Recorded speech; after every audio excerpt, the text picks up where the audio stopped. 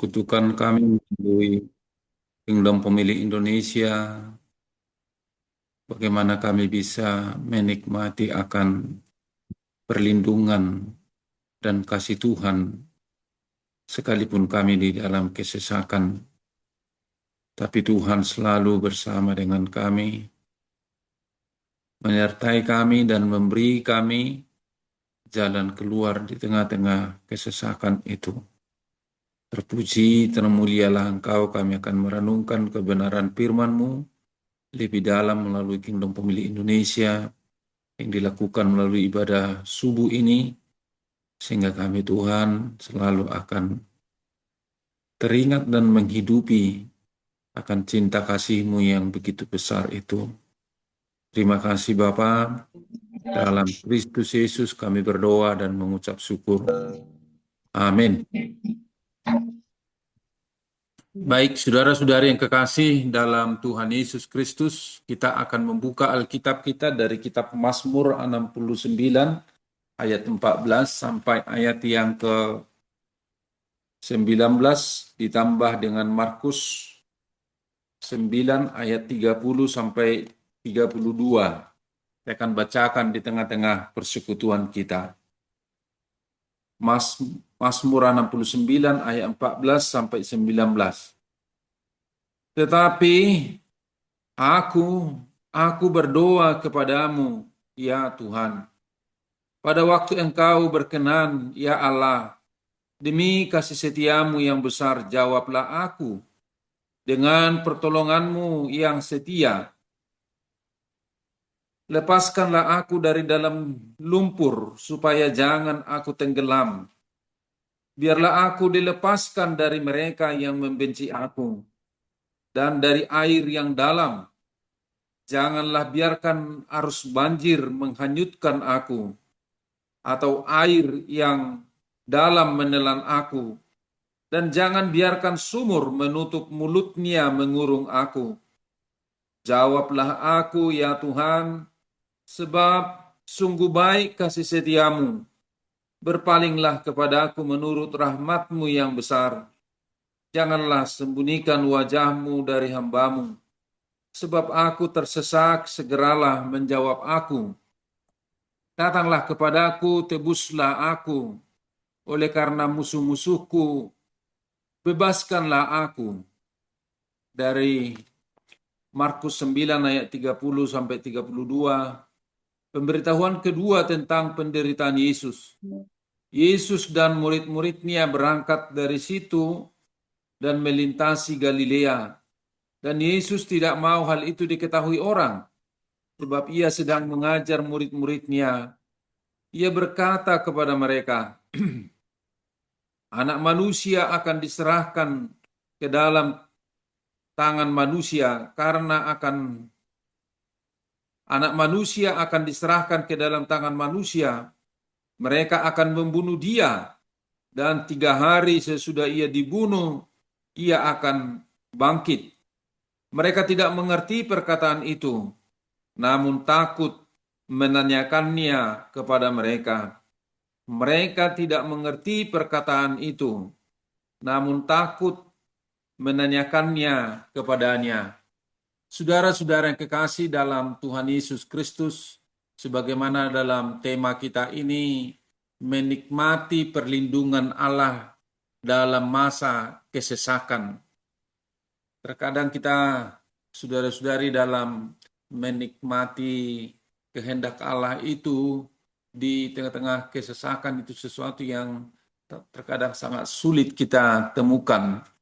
Dalam minggu yang lalu kita dihebohkan oleh seorang anak SD yang kelas 4 SD, kelas 4 yang bunuh diri. Barangkali kita mengetahui itu apa yang terjadi di Republik ini akibat tidak bisa membelikan pena dan buku tulis dengan harga 10.000. Dan ketika kita ketahui bahwasannya ayahnya sudah meninggalkan mereka, begitu mereka bersaudara 5 orang, ayahnya pergi merantau ke Kalimantan kurang lebih 11 tahun tidak memberikan kabar dan ibunya bekerja membantu anak-anaknya itu, menolong anak-anaknya itu, dan juga anak yang bunuh diri itu adalah berada di rumah neneknya. Saudara-saudari, kita bisa melihat dalam tulisan buku lembar 12 itu yang dia gambar begitu, dia mengatakan, aku duluan, mama. Oleh karena uang 10.000, dia mengakhiri kehidupannya di Nusa Tenggara Timur. Kita dihebohkan itu pada minggu yang lalu. Lalu saudara-saudara yang kekasih, tema kita pada pagi hari ini mau mengajak kita bagaimana sebetulnya kita selalu menikmati perlindungan Allah dalam masa kesesakan itu gitu. Jadi peristiwa itu juga mau menyadarkan kita, terutama juga dalam keluarga begitu, betapa pentingnya relasi dengan Tuhan itu, yang sekalipun dalam kesulitan, kesesakan bagaimanapun, untuk tetap kita bisa berlindung dalam tangan Tuhan. Saudara-saudara yang kekasih, kita mau mendalami lebih dalam tentang kebenaran firman Tuhan yang kita baca tadi, bagaimana kita bisa menghadapi kesesakan dalam kehidupan kita ini untuk bisa di dalam perlindungan Tuhan, supaya jangan terjadi seperti pada minggu yang lalu itu, akibat kesesakan itu bisa kita mengakhiri kehidupan kita sendiri, sesuatu yang tidak dikehendaki oleh Tuhan Allah dalam kehidupan kita sebagai anak-anak Tuhan.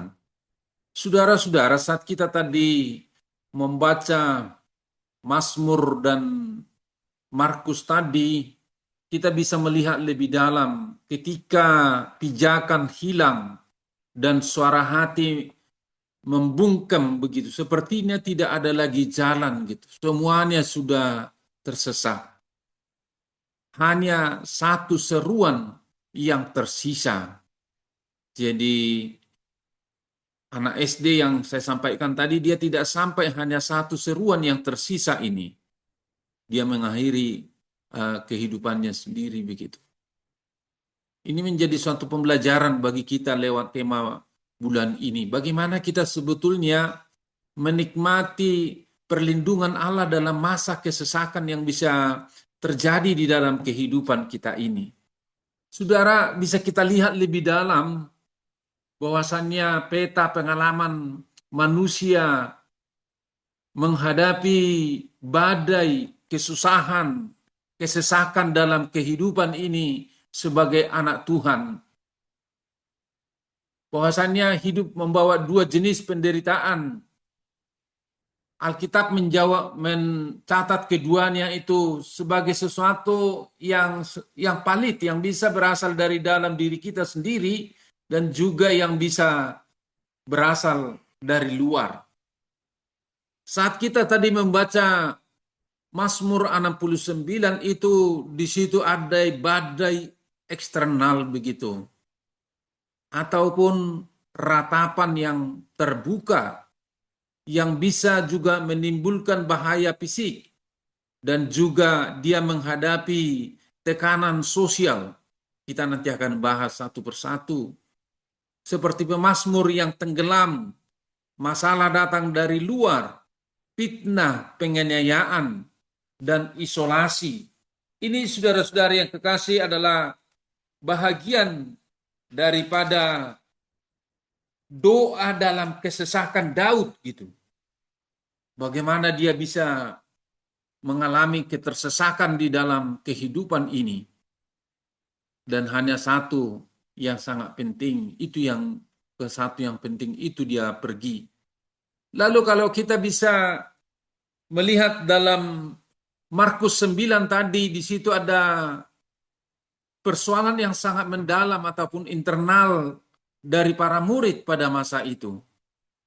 Adanya kebisuan ataupun diam saat Yesus menyatakan anak manusia itu akan pergi ke Yerusalem dan akan dibunuh oleh mereka. Kata mereka itu adalah para tua-tua, para ahli agama, para profesor, saudara-saudara pada masa itu.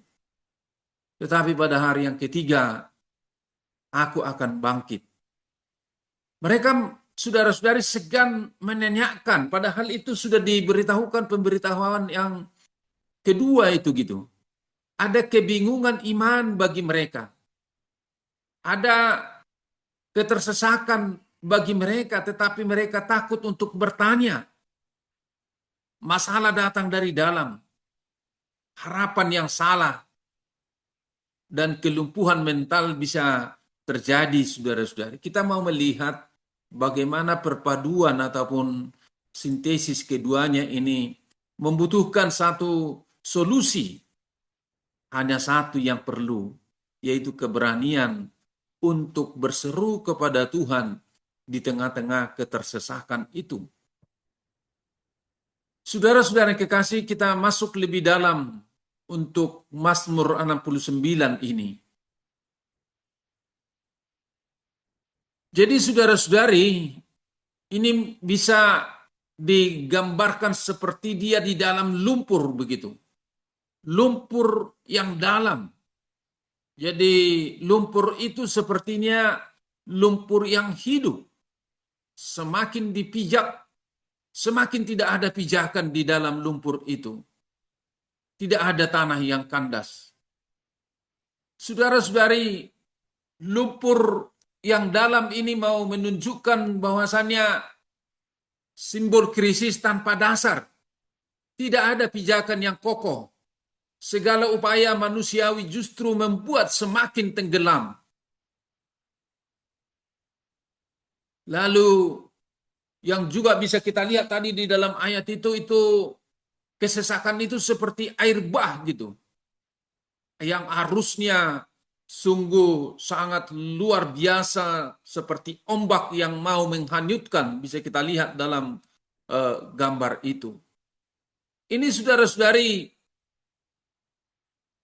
kekuatan maut dan kekacauan yang meluap yang bisa air itu sudah sampai ke leher gitu. Ancaman kematian bukan lagi simbolik, tapi menjadi sesuatu yang nyata. Lubang itu ataupun defit itu ini gambaran sumur. Bahwasanya sumur itu tinggal ditutupkan saja begitu, maka dia akan meninggal di dalam. Ini permohonan agar lubang jangan menutup mulutnya. Ketakutan akan desolasi total dan keterputusan pribadi.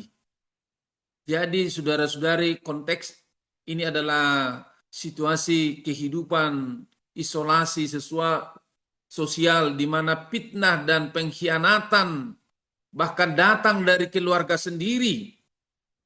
Hancurnya sosialitas manusia, saudara-saudari. Kita bisa belajar dari Mazmur 69 ini. Hanya satu yang perlu, bahwasannya kita hanya bisa berseru kepada Tuhan di tengah-tengah ketersesakan itu. Allah menjadi pelindung bagi kita di tengah-tengah ketersesakan itu. Saudara-saudara yang kekasih, kita bisa belajar dari Markus 9 itu kesulitan yang membungkam jiwa. Ini dalam perjalanan ke Yerusalem. Yesus mengajarkan tentang penderitaan anak manusia. Murid-murid menghadapi krisis yang berbeda.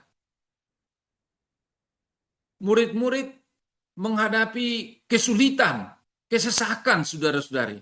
Mereka tidak mengerti dan takut menanyakan hal itu kepadanya. Ayat yang ke-32 tadi. Padahal kedua kali itu disampaikan begitu. Aku pergi ke Yerusalem dan akan dibunuh dan mati. Sangat sulit mereka menerima itu. Kenapa itu? Ketika di diagnosis spiritual mereka terjebak harapan mesianis yang salah. Ini juga saudara-saudari yang sangat penting kita renungkan. Jangan-jangan kita masih terjebak dalam mesianis yang salah. Yaitu mesianis politik. Mesianis ataupun Yesus yang sebagai raja duniawi bagi kita, atau dia mau membebaskan ego kita, kemauan kita sendiri. Jadi waktu itu saudara-saudari, mereka sedang berada di dalam jajahan Romawi. Itu sangat masuk akal sebetulnya. Ketika mereka terjebak dalam harapan mesianis yang salah ini. Mereka berpunya pengharapan bahasanya Mesias yang datang itu adalah untuk membebaskan mereka dari penjajahan Romawi pada masa itu gitu. Tapi justru terbalik. Justru yang datang itu adalah Mesias yang menderita, akan dibunuh, tetapi pada hari yang ketiga akan bangkit.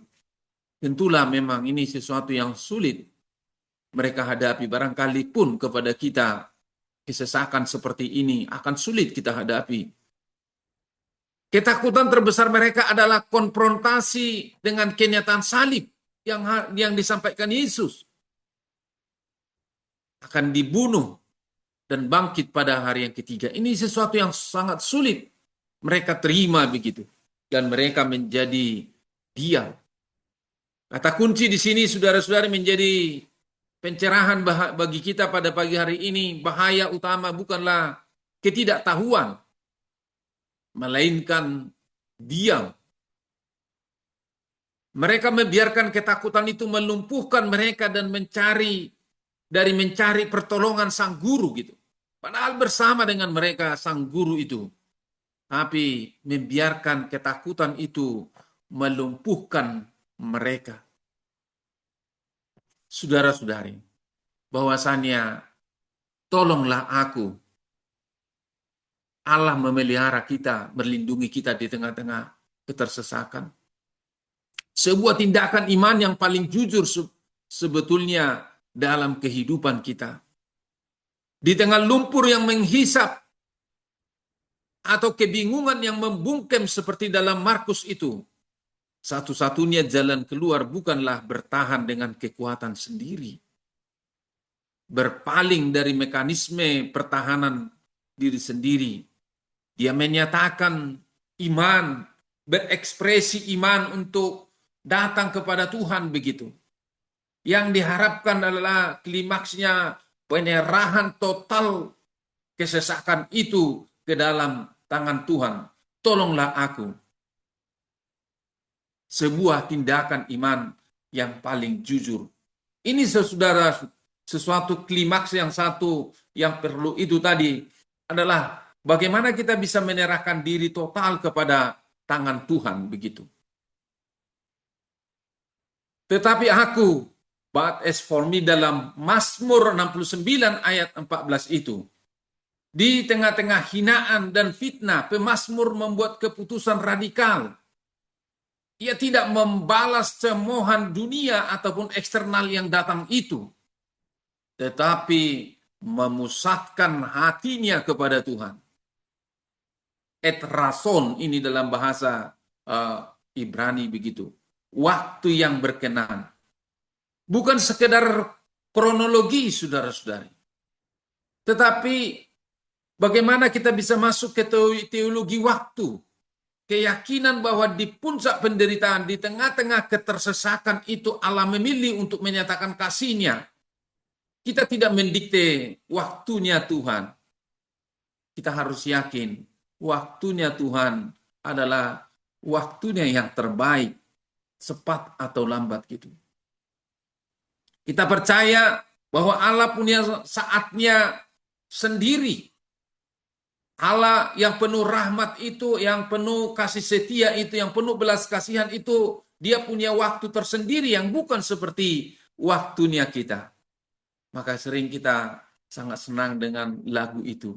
Waktunya Tuhan adalah menjadi waktu yang terbaik bagi kita untuk kita belajar bersabar dalam kehidupan ini.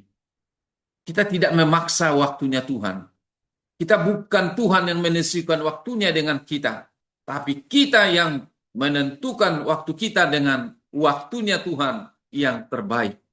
Kita tahu ada waktu adalah kesempatan. Kesempatannya Tuhan kita berikan begitu. Jadi bukan kronologi, kronos.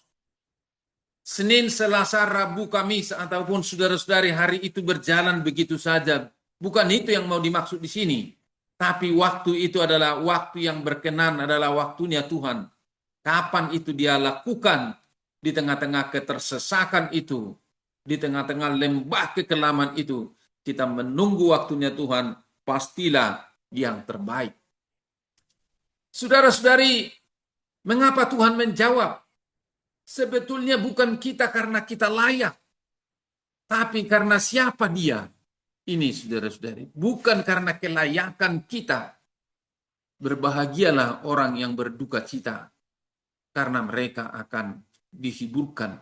Berduka cita di situ adalah oleh karena jarak manusia itu dengan Tuhan sebetulnya adalah tidak terhampiri oleh karena keberdosaannya. Tetapi Allah yang tak terhampiri itu adalah menunjukkan kasih setia, menunjukkan hesed, komitmen hukum, komitmen perjanjian Allah yang tidak tergoyahkan, cinta yang melampaui pengkhianatan. Alasan doa kita didengar adalah karena Allah terikat pada janjinya sendiri, bahwasanya Allah yang kita sembah itu adalah Allah yang penuh dengan kasih setia. Ketika kita sampai kepada pemahaman waktunya Tuhan, kairosnya Tuhan adalah menjadi suatu sukacita bagi kita menjalani kehidupan ini. Juga saudara-saudari bahwasannya Allah kita itu adalah Allah yang rahimim ataupun Allah yang penuh rahmat, ada ikatan emosional di dalamnya, sama seperti seorang ibu yang bisa mengandung dan bahkan sampai melahirkan anaknya. Ini adalah saudara-saudari belas kasihan yang visceral, yang lembut, yang naluriah, seperti seorang ibu kepada anaknya gitu. Jadi rahimim dan kasih setia itu adalah haknya Tuhan untuk menjawab sesuai dengan waktunya Tuhan. Lalu di mana posisi kita saat lembah kekelaman itu, saat ketersesakan itu, saat di mana kita bisa merasakan pemeliharaan Tuhan itu begitu. Saudara-saudari, argumentatum et deum di sini dalam bahasa Latin, kita menggugat Allah bukan dengan kebaikan kita, tetapi dengan karakternya sendiri. Kita mau melihat, pastilah jawaban Tuhan itu. Karena dia Allah yang penuh dengan kasih setia. Karena dia Allah yang penuh dengan belas kasihan kepada kita. Pastilah yang terbaik sesuai dengan karakternya. Kita belajar gitu. Untuk bisa mengontrol diri. Untuk bisa saudara-saudari mengendalikan diri kita. Melihat waktunya Tuhan adalah waktu yang terbaik. Dalam ayat yang ke-19 itu tadi, saudara-saudari, ada istilah goel di situ gitu. Bahwasanya dalam budaya Israel kuno, goel itu adalah kerabat terdekat wajib menebus anggota keluarga dari perbudakan atau hutang. Ketika ada saudara-saudari anggota keluarga yang dijadikan menjadi budak, maka keluarga itu punya hak untuk menebus kembali keluarganya yang dijadikan jadi budak itu, ditebus kembali. Itu dari situlah kata goel ini, penebusan. Dan itu juga dipergunakan dalam ayat yang ke-19 ini. Datanglah kepadaku, tebuslah aku, oleh karena musuh-musuhku, bebaskanlah aku. Goel di sini adalah goelnya Tuhan untuk membebaskan di tengah-tengah ketersesakan itu gitu.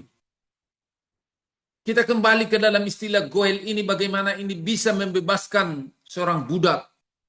Adalah itu tanda keluarga yang sejati di tengah isolasi sosial, di mana keluarga meninggalkan pemazmur, Allah hadir sebagai kerabat gitu. Di situ sebetulnya keluarga menunjukkan kewajiban kasih. Tapi Tuhan memiliki moral obligation untuk mengangkat kita dari lumpur. Karena kita adalah miliknya. Semuanya terjadi oleh karena hesed, kasih setia, dan kemurahannya Allah dalam kehidupan kita. Seharusnya harus terjadi keterlibatan personal keluarga.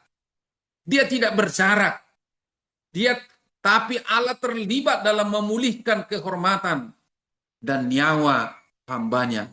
Seperti itulah saudara-saudari kata Goel di sini. Bagaimana menebus kita dari tengah-tengah ketersesakan, kekelaman dalam kehidupan ini sebagai anak-anak Tuhan. Ayat 18 itu, jangan sembunyikan wajahmu dari hambamu, sebab aku tersesak, segeralah menjawab aku. Ada ketakutan terbesar, wajah tersembunyi adalah isyarat penolakan dan ketiadaan harapan gitu. Segeralah menjawab aku. Ada kesesakan yang menghempit gitu. Ada urgensi waktu, doa ini jujur untuk mendesak dan tanpa basa-basi gitu. Ada identitas bahwasannya pemazmur berebut dirinya menjadi hambamu yang harus ditebus begitu. Mengingatkan Tuhan akan relasi Tuhan dan hamba ataupun Goel tadi yang akan menuntut perlindungan dari Tuhan. Saudara-saudari, Yesus menjadi jawaban atas seruan kita. Hanya satu yang perlu gitu tadi. Mazmur 69 tadi, ini diulang juga saudara-saudari saat Tuhan Yesus di atas kayu salib ataupun dalam perjalanan penderitaan Tuhan Yesus itu. Bahwasanya dia menghadapi fitnah dan penolakan. Dia mendapatkan empedu dan cuka. Dia menjadi hamba yang menderita, saudara-saudara. Penggenapan Goel ataupun penebusan itu, yaitu dengan paradidotai, ini bahasa Yunani, bahwasanya dia diserahkan kepada orang-orang yang hebat pada masa itu dan dia dibunuh, tetapi pada hari yang ketiga dia akan bangkit kembali, masuk ke dalam lumpur kematian, menjadi litron. Dalam perjanjian baru tebusan itu adalah litron, menjadi tebusan gitu. Kata kunci di sini saudara-saudari di Markus 9 ini, meskipun para murid gagal paham dan diam, Yesus tetap berjalan di depan mereka, tidak meninggalkan mereka di tengah-tengah kebingungan itu, di tengah-tengah keterdiaman itu. Disitulah nampak belas kasihan, disitulah nampak saudara-saudari kasih setia Tuhan itu. Dia menginisiasi pertolongan bahkan sebelum kita mampu memintanya dengan benar. Disitulah saudara-saudari nampak dan nyata kasih setia Tuhan itu dalam kehidupan kita. Saudara-saudari, kita bisa belajar dari murid yang diam ke ayah yang berseru dalam Markus 9 ayat 24 itu. Murid-murid dalam ayat 32 tadi diam karena gengsi, takut dan bingung. Ketika saudara-saudari kita diam, gengsi, takut dan bingung, tidak tahu sesuatu saudara-saudari, itu bisa menjadi suatu kelumpuhan rohani dalam kehidupan kita. Tapi kita bisa belajar saudara-saudari dari Markus 9 ayat 24. Ini terjadi saudara-saudari ketika para murid pada masa itu diminta untuk mendoakan seseorang yang sakit ayan tidak berhasil.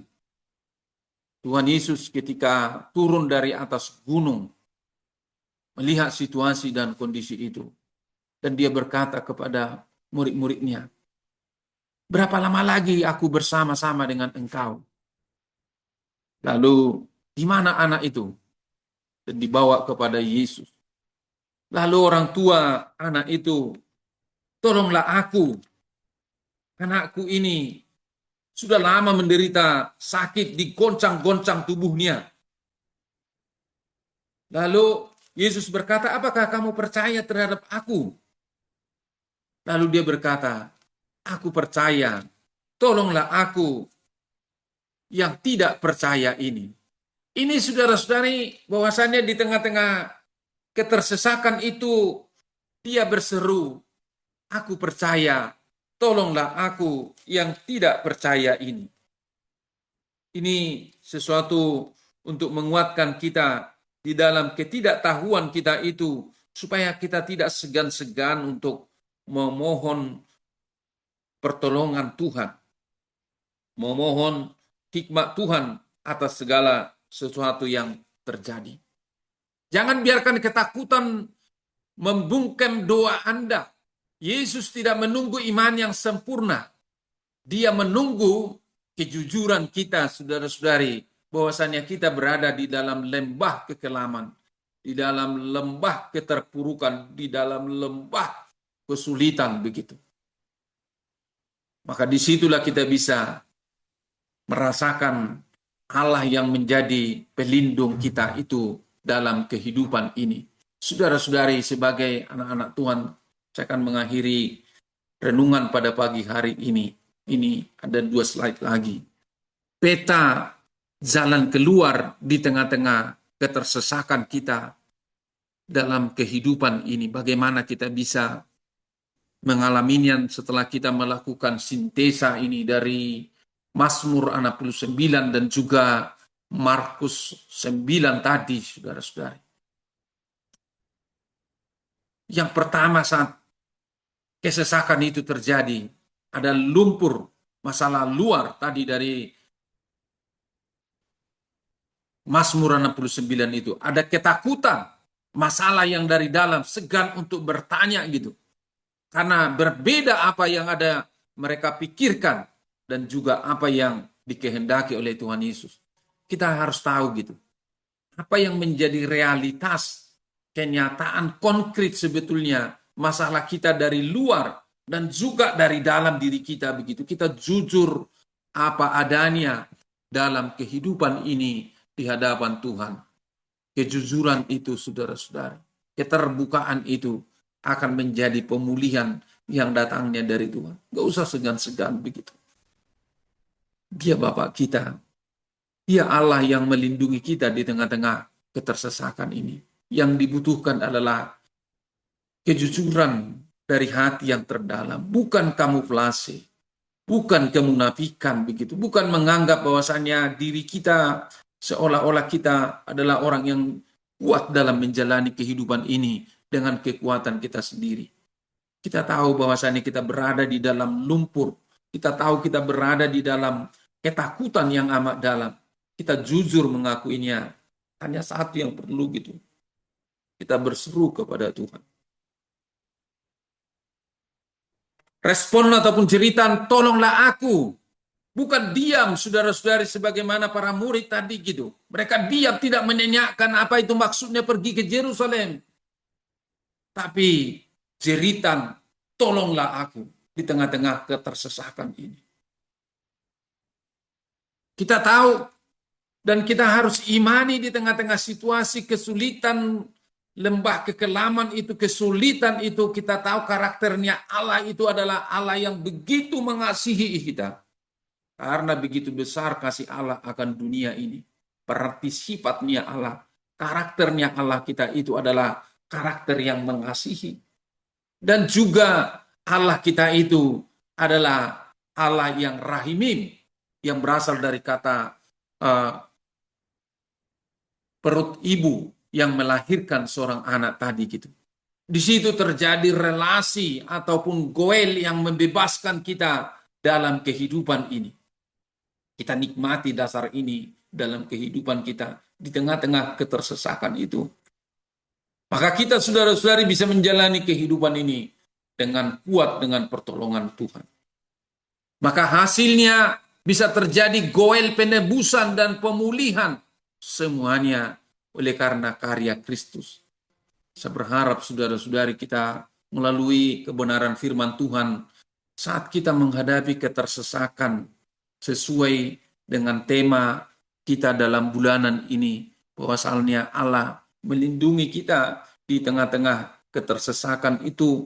Betul-betul tema ini kita hidupi dalam kehidupan kita sebagai anak-anak Tuhan, Kita bukan lari dari permasalahan. Kita tidak lari dari lembah kekelaman, tapi kita jalani lembah kekelaman itu. Bahwasanya Tuhan pasti melindungi kita. Tuhan pasti menunjukkan kasih setianya di dalam kehidupan kita sebagai anak-anak Tuhan.